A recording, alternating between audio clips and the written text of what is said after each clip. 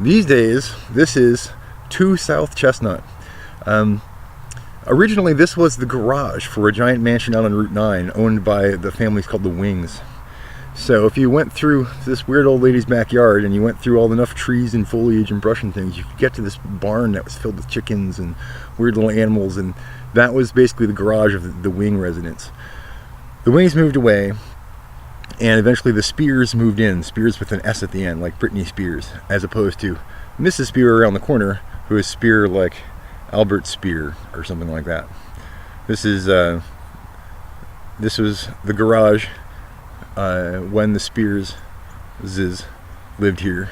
They are from England. They had kids all over the world.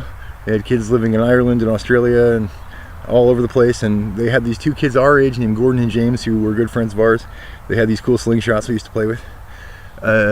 Their toys were Action Man instead of G.I. Joe. The British G.I. Joe is called Action Man or something. Anyway, James rappelled off the 2nd story of the garage and broke his arm. There's lots of stories about this place. But eventually the Spearses moved away. There was a big story about that. Apparently, Dr. Spears, the patriarch of the family, was working under an assumed name at a local hospital to take care of a celebrity patient who happened to be Nathan Pritikin, the inventor of the Pritikin diet. So when Nathan Pritikin had some exotic cancer of some kind, he wanted to have his own special therapy, like orthomolecular superfood diet therapy of some kind. And so Dr. Spears was flown in to be his specialist.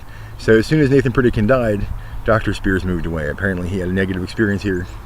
Their kids, the twins, went to Doane Stewart school rather than the Albany Academy School, and I was always very jealous about that because I disliked the Albany Academy very much. I disliked military school, and I would rather have gone to Doane Stewart, I think. Although maybe I'm wrong. Maybe Doane Stewart was even worse somehow. It's hard to tell. But when they moved away, this property was sold off separately from the original estate, and so other people moved here. So when the Spearses moved away, there was this fellow named Mike Johnson that lived here, who's my age. He lived here with his weird 2 dads. He was adopted by 2 dads or something. So his 2 dads lived here at 2 Chestnut, and Mike Johnson was their kid. And me and Brendan would drive around and get high with Mike Johnson when we were younger. Pretty cool guy. Mike Johnson took us to the Half Moon Cafe, which is the cool bohemian coffee shop in Albany, like I think the only one. And we'd go watch folk singers and things. We thought we were all very crunchy hippie types back then or something. Yes.